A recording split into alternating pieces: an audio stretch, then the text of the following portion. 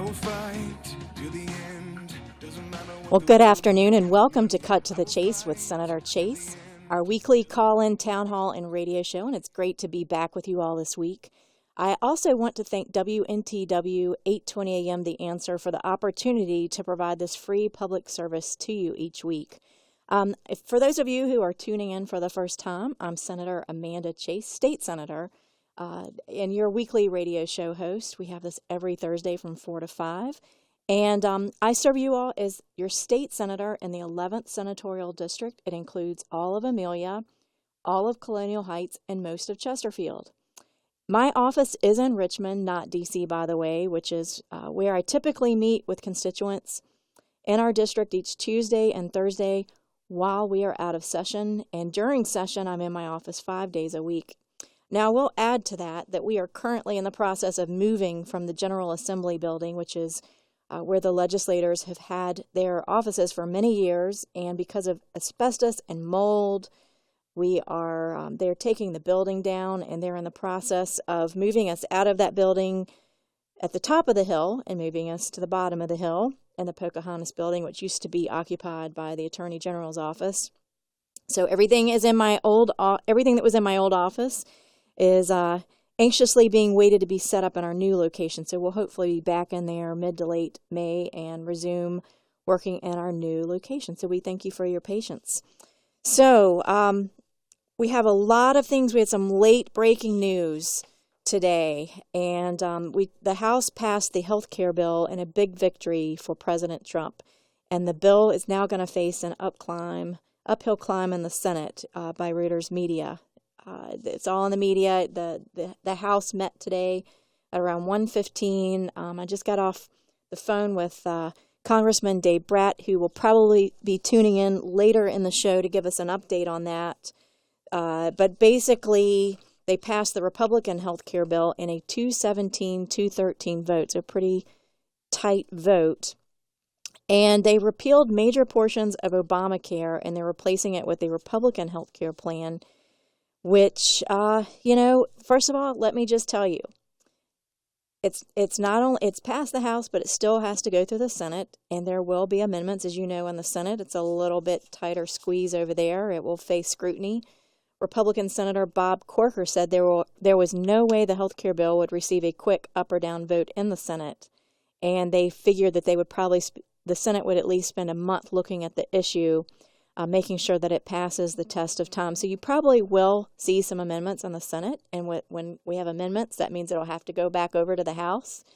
But about 20 million Americans gained health care coverage under Democratic former President Barack Obama's 2010 Affordable Care Act, also known as Obamacare. And Republicans have long attacked the law, seeing it as a government overreach and complaining that it drives up costs, which it does. I know a number of people who have told me that it costs a lot of money and the deductible is so high that it's really almost like a tax to them. So today, we've made a little bit of history here, and we've moved this bill, in my opinion, in the right direction. And we have to thank the Freedom Caucus for that under Congressman Dave Bratt, who's been on our show numerous times and is my congressman, who I talk with quite a bit. And his group, Freedom Caucus, a faction of conservative House lawmakers, played a key role in derailing the original Republican version last month, said that they would go along with the compromise. And, quite honestly, a lot of my friends in the Freedom Caucus have said that the original version was just really not that much different than Obamacare. So stay tuned. We're hoping that Dave will be able to call in. You can tell he's very busy. This just happened today, so it's fresh off the press. So stay tuned.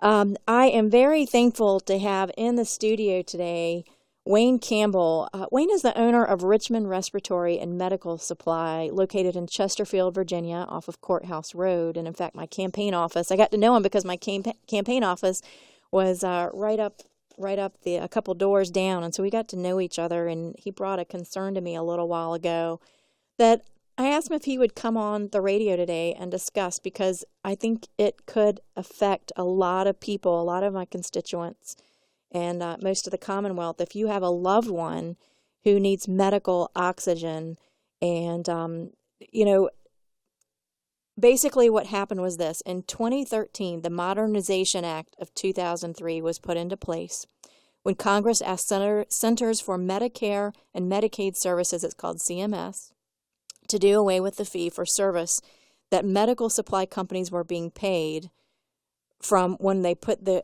equipment in the patient's home. And what has happened is CMS has cut the reimbursement by approximately 80% on oxygen, CPAP, which stands for continuous positive airway pressure, and other durable medical equipment. So the bottom line, the cut to the chase, is today patients are not getting the service they need due to the reduction in reimbursement. And Wayne and I are going to talk a little bit about that today, but here's the problem. If you have a loved one that depends on oxygen, my biggest concern is that we've got to make sure that there is a local source so that we have that service level that we need to service our loved ones. If Medicare is not reimbursing these companies, guess what happens? They go out of business. And it's actually already happening. And so I'm going to go ahead and introduce Wayne. Wayne, thank you so much for coming on Cut to the Chase today. Thank you for the invitation. And so, first of all, Wayne, let's begin a little bit by telling us a little bit about your business. What prompted you to start Richmond Respiratory, and how long have you been in business? Well, you're going to ask my age.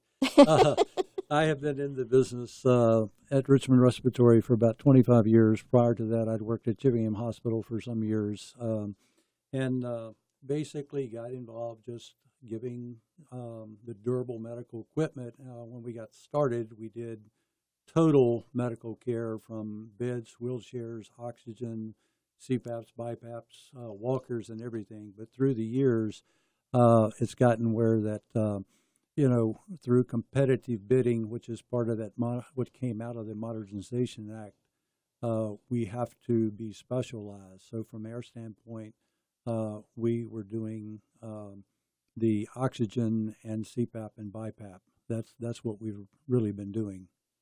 Very good. Now, whenever you and I spoke, you had a big concern for patients right now. Tell folks what that concern is right now. Well, basically because the reimbursement has gone down over the since 2013, this went into effect. Service for the patient is just not there. From our company, from any company in town, you just can't provide the service that the patient needs. If they need the portable tanks, they're on oxygen, they need to go to the doctor, they need to go different places. Sometimes we just cannot service that patient with what they need. It's just that simple. We don't get paid to lend that patient 10 tanks a month, 15 tanks a month. Our reimbursement is probably where that they could have, and we could be reimbursed for 3 tanks a month. And so it's just, it's really affecting the service of the patients, overall. Now, I know that whenever you and I first spoke about this, you were trying to decide, do I keep my doors open? Definitely, and still deciding that. Yeah. My staff would tell you that. From our standpoint, or in the Richmond area, since this went into effect in 2013, there has been 13 home care companies that are no longer in existence in the Richmond area. They have either closed their doors, walked away. They have, have closed their doors, walked away, or they have been bought out by one of the national companies that have been through. So there are a lot of companies going out of business. For ourselves, we see the service part of it. We want to maintain. We're trying to do. We obviously have had meetings with Dave Bratt, people in Congress, as such. We came to you simply because even though being Medicare, it's definitely a federal issue that needs to be solved in Washington, D.C. It does affect your patients locally here, or your constituents, I should say, here locally. So from our standpoint, we see it, and, that's why we came and talked with you, and why other home care companies are doing the same, Okay, very good. So, so the big concern here, I believe, is that as we grow older, I know I had bronchitis for 3 weeks and it was terrible. I'm just so thankful to be able to breathe. But, as we get older, I know that I've had people in my family as we age, we have a lot of breathing issues. And so we have loved ones that we know that need oxygen. And so what happens? What's a worst case scenario? We're going to talk about that when we come back. So I want you to tune back in, especially if you have a loved one that's older that needs oxygen right now. This is a real concern that I've kind of identified. We were talking about, I meet with folks during my office hours, and this is an issue that I wanted to bring to your attention. So stay tuned. We want to finish talking about a few issues with this. Stay tuned. We'll be right back.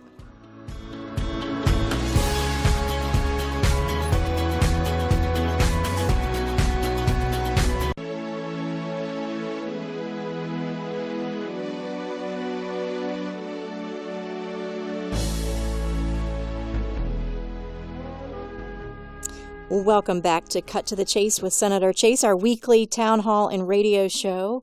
Today we are discussing the 2013 Modernization Act of 2003. Was put into place when Congress asked Centers for Medicare and Medicaid Services, called CMS, to do away with the fee-for-service that medical supply companies were being paid from when they put equipment in a patient's home. One of the things that they're concerned about is that CMS is telling Congress that everything is going fine, that they're saving money with competitive bidding, and that all patients are being taken care of.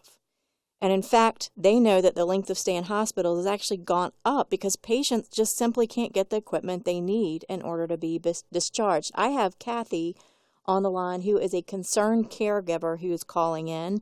Kathy, are you there? Yes, ma'am. Thank you so much for calling in to our weekly town hall, and tell us a little bit about your situation.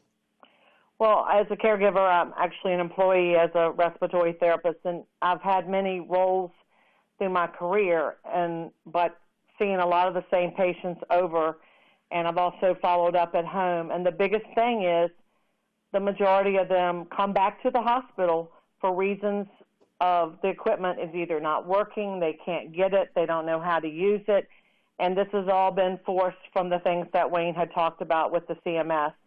Things are not going the way they're supposed to, so what they send out, they're forced to send out someone who's not clinical. For many years, they sent out a respiratory therapist, and that sometimes may have picked up on an issue. But just the cost of what they are paying now for oxygen. I have prescriptions that cost more than what someone gets for their lifeline of oxygen for 30 days. So, but readmissions, I work in the rehab setting now. The readmissions due to the lack of understanding of the equipment they have or the fact that it's not working, and they didn't know it. Wow. Wow. Well, listen, Kathy, thanks so much for calling in. We're going to continue to work on this issue and work with Congressman Bratt's office as well. So, in fact, I think he's calling in right now. So thank you so much for your call, and stay tuned. Thank you. All right. Congressman Bratt, are you on the phone? Senator Chase, I am. Great to be on with you. Hey, it is so good to have you on the phone today. What an exciting day for you today. Yeah, big day. You always have these big things on the day I go on the radio, and I absolutely love it because it's great. It's great to find out firsthand from you exactly what's going on. So y'all had a big vote today. Tell us a little bit about that. I just briefly mentioned it at the beginning of the show. Yeah, well, I don't know if you got an hour or not, but it was the big healthcare vote, the final vote in the House. And so, for the last 7 years, we said we would repeal the bill. And so I wanted to do a full repeal of Obamacare, and we put in a bill to do that with Rand Paul and Mark Sanford on the House side, and that came up short. And so then we had to work within the existing framework, which is still kind of a top-down federal framework. But about a month ago, we started putting in some amendments that at least cracked the door open to some free market initiatives and lets the states and our great state senators like yourself and delegates weigh in to get rid of some of the Obamacare regulations.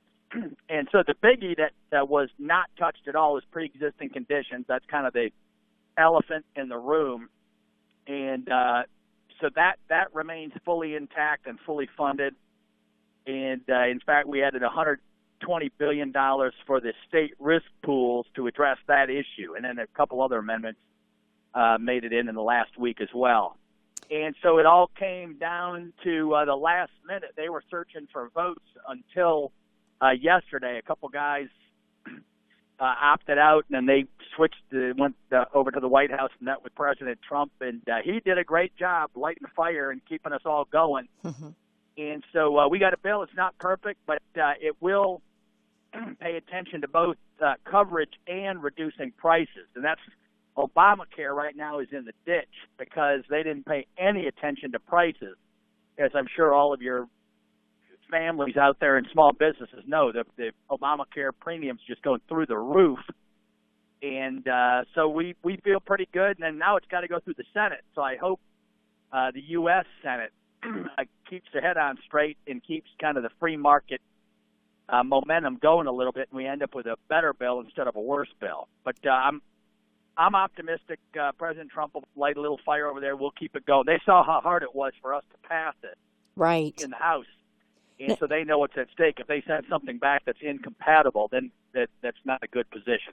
And once it passes the Senate, and we're just going to be positive here, if any amendments that are offered, they have to come back over to you all, and then you all will vote on those as well. So we still have a long ways to go with the bill, but this is definitely a huge step in the right direction. And I just have to give kudos to you and the Freedom Caucus because, as I was mentioning to folks earlier, the Freedom Caucus is a faction of conservative House lawmakers who played a key role in derailing the original Republican version last month, which you and I talked about, and saying that it was pretty much identical to Obamacare with just a different name. Yeah, too much of the federal structure. And so we follow just Republican principles. I mean, we get it. Some people say, hey, you're just obstructing and you're that kind of thing. We didn't obstruct, and the proof's in the pudding. We said we want to get to yes on a better bill. Paul Ryan this week said our Freedom Caucus amendments made it a better bill, will help lower premiums, and is emphasizing that part. And we feel goodwill toward Paul Ryan for opening it up and letting that happen. At first, we had a federal bill with 3 weeks and an artificial deadline set where everyone was just kind of forced to, hey, take it or leave it. And I don't think any of us believes in that type of process. We all want to see a good debate of ideas, and so we made it better. And economic theory allows that, right? You can find good policies that both enhance coverage and reduce price at the same time. And so we found 3 or 4 of those, put in some solid amendments, and made it a better bill. And then the speaker's happy, we're happy, so it's a nice feeling. That's awesome. Now, whenever it goes to the Senate, what amendments do you think the Senate will offer up that are not in the House bill? Any idea? No, that one we are blank because you got everybody there from Mike Lee and Senator Rand Paul all the way toward people who want to have a single payer central government run solution. So it's going to be a heck of a debate there. But they just saw we hit the sweet spot in the House, and it was a compromise, right? No one's fully happy. We didn't get a free market outcome, but on the other hand, it's not all central government run. And so I'm hoping the Senate kind of follows that same spirit. And so we honestly have no idea what product they're going to come up with. Well, I appreciate all your efforts on the Freedom Caucus. And do you have time to join us in 4 minutes, or do you have to get back to Congress? No, I'm good. If you're good, I'm good. Okay. Well, Dave Bratt, Congressman Dave Bratt will be back with us in 4 minutes. Stay tuned. We'll be right back.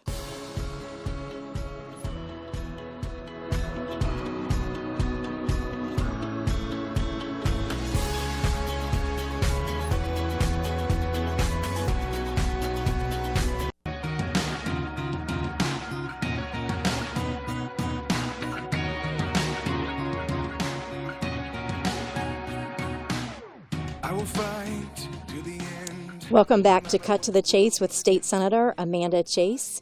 And I don't know if you heard the exciting news. The U.S. House of Representatives narrowly approved legislation today to repeal major portions of Obamacare. and replacing it with Republican healthcare plan, handing a major legislative victory to President Donald Trump. It was a vote of 217 to 213, and Republicans obtained just enough votes to push the legislation through the House. They've sent it to the Senate for consideration. Of course, no Democrats voted for the House bill. No surprise there. But we have Congressman Dave Brat fresh off the floor from voting, and I would also say a member of the Freedom Caucus, which is a faction of conservative House lawmakers who played a key role in making sure that this was actually a real repeal. So we appreciate you being on the phone with us today, Congressman Brat. Hey, always great to be on with you, Senator Chase. Thank you very much. So, this just follows, the 100th day of President Trump being in office. And during that time period, Congress prevented a government shutdown on his 100th day. Tell us about the exciting floor, what happened on the floor regarding the vote for extending to keep us from shutting down.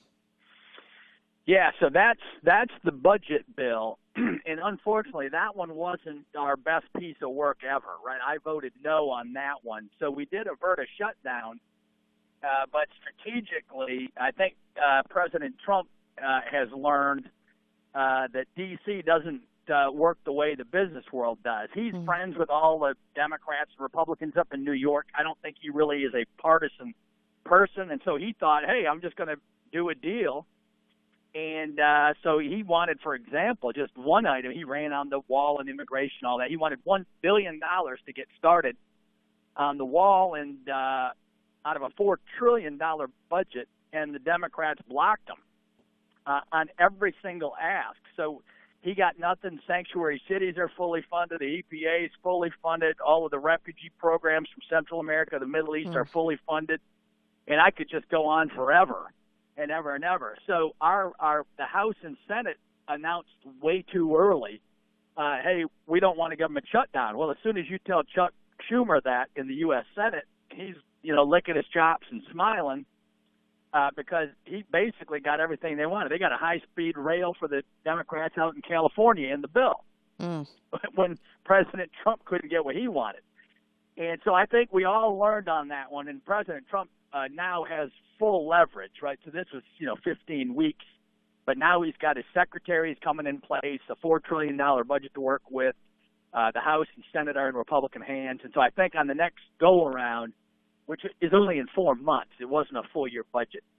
And so I think we're going to have a much better result. And Trump knows how to use leverage, right? And on his foreign policy, he says, never tell the enemy what your plan is, right? So you don't wave the white flag and say, hey, we don't want to shut down, we're scared. Exactly. You say, look, we won fair and square Democratic elections, and so we'll compromise. We're friends with Democrats, and they've got good ideas, maybe on education we can make some breakthroughs with them, and we can compromise there. But basically you have to respect the presidency and the Democrat process as well.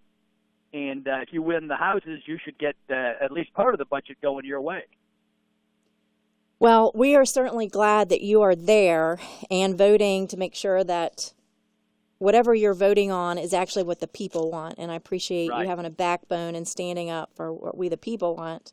And today I've got Wayne Campbell here, who's the owner of one of our oxygen supply companies. And I didn't know if you had a comment about it. It's a federal issue, and I don't know that, you've been so wrapped up with everything else going on, but we were talking about in 2013, the Modernization Act of 2003 was put into place when Congress asked the CMS, or Centers for Medicare and Medicaid Services, to do away with that fee-for-service. Yeah. And basically, in a nutshell, what's happening is that Medicaid is not reimbursing these small business owners for what it costs them to do business, so they're going out of business. Medicare, yes. So, will any of this be addressed with the healthcare solutions that we're trying to come up with? Yeah, and others. That's the beauty of finally getting our secretaries in place. The Democrats across the aisle are blocking a lot of the secretaries and undersecretaries, but a lot of that will fit under the regulatory burden. President Trump's been, I think, signed 17 regulatory bills already this year. and undoing some of the Obamacare bloat there. So a lot of our firms are already seeing some EPA relief, some FDA relief, and this kind of thing. A lot of people have actually been scared of their federal government over the last years. They feel like they're being punished for being in business, and some of these issues of Medicaid reimbursement, et cetera. Hey, Dave, don't go away. Broken. We got to go to a break. Can you come back? Sure. Okay, Dave will be back in 4 minutes. So will we. Stay tuned.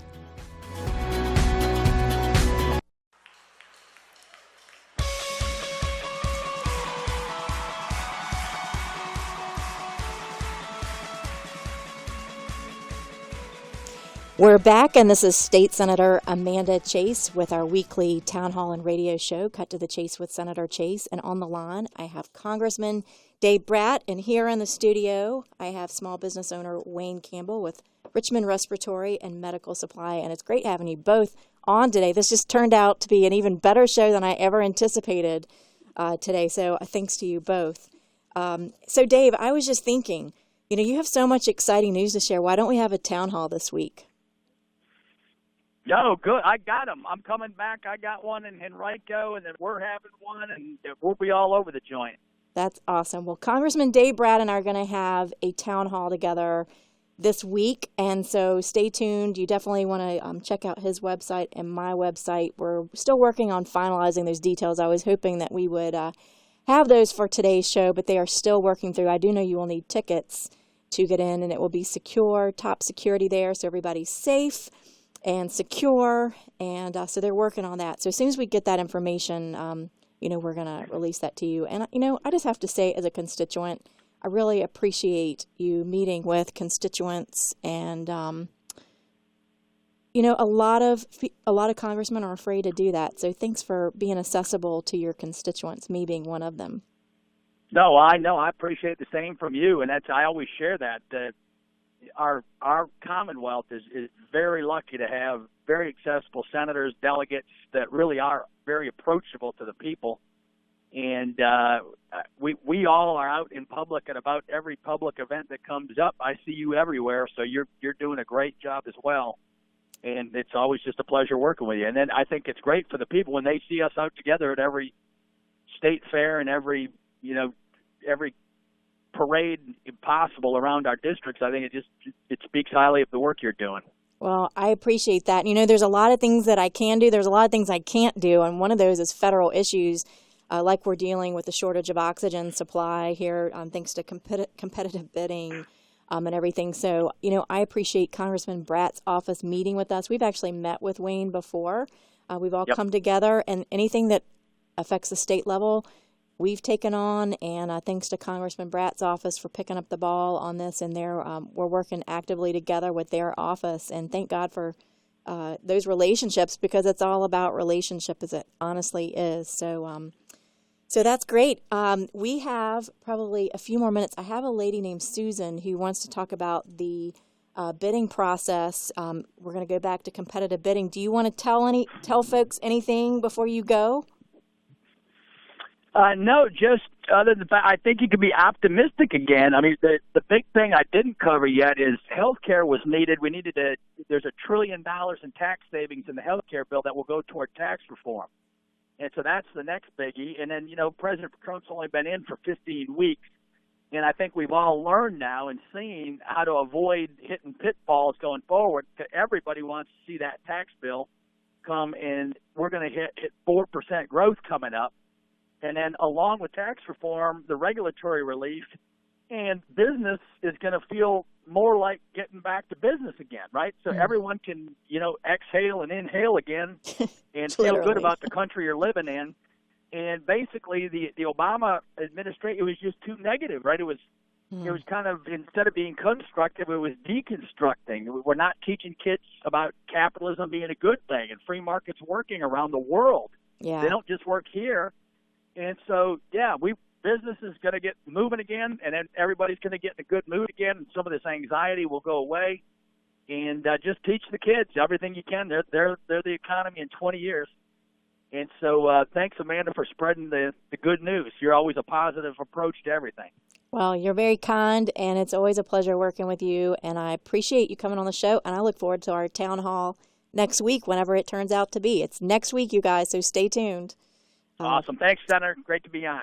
Thanks, Congressman Bratt. Thanks for being on the show. Next, we're going to go to Susan regarding the bidding process. And Susan, are you on the line? Yes, I am. Susan, thanks so much for waiting so patiently as we had Congressman Bratt. We've got all these great callers calling in today. So tell us a little bit. We've been talking about the competitive bidding, and you mentioned you wanted to make a comment about that. Yes, I do, Amanda. I'm calling to let you know that I have to use two suppliers, one for oxygen and one for the CPAP due to this competitive bidding process. And I've been through two vendors for my CPAP. The first vendor sent stuff that I didn't even know what it was, and Medicare didn't pay for it. I ended up paying for it, so I quit them. The second vendor is out of state. It's in Tennessee, and it is a guessing game which CPAP mask fits. Instead of going locally and being fitted properly, we are guessing, we're hoping that this mask will fit. So we keep sending masks back and forth, which takes weeks. It's just a real inconvenience for the patient, and it just gets very frustrating. And having to use companies that won the competitive bidding has just not been satisfactory. And plus that, the state of Virginia is losing Medicare money because it's going down to Tennessee. Yes, and if we say that we are all about jobs, then we need to do everything we can to preserve those companies and keep them here. So, Susan, I really appreciate you calling in and offering your thoughts on that. Thanks for calling in. Thank you. Very good. So we have covered a lot of ground today. We have talked about competitive bidding, and it sounds like things are in the works to improve that system, and we're going to continue, as I mentioned earlier, to follow up with that. We can't have these small local businesses that are providing such a great service to our Medicare recipients. It's much better customer service. I've actually been going to the optometrist this week, and I've had to get contacts for the first time in my life. And how much I personally appreciate being able to go to my local optometrist, who is Delegate Roxanne Robin. I'll put in a plug for her. And just appreciate being able to go into that local office to be fitted personally. If that is a business that is like a mail order, I don't even know how that would work. I mean, maybe there's many of you who are out there that are using it and using it fine, maybe for refills or something. But if you've never had contacts before, you want someone to sit down there with you and show you how to use that. And I'm sure it's the same for these, for the oxygen and CPAP machines and the durable medical equipment. It's important that you get those custom fit. And when you've already got an illness that you're dealing with, wouldn't it be better to have somebody local? And I think it's good to keep jobs in Virginia. So we're going to continue to work with Wayne, Congressman Bratt's office, and my office. We're going to work together and hopefully have some good news for you all coming up. So stay tuned. Thursday. Do we have our time to do a close up, or is that it for today? Okay, good. We have 3 more minutes. Stay tuned for the final wrap up of Cut to the Chase.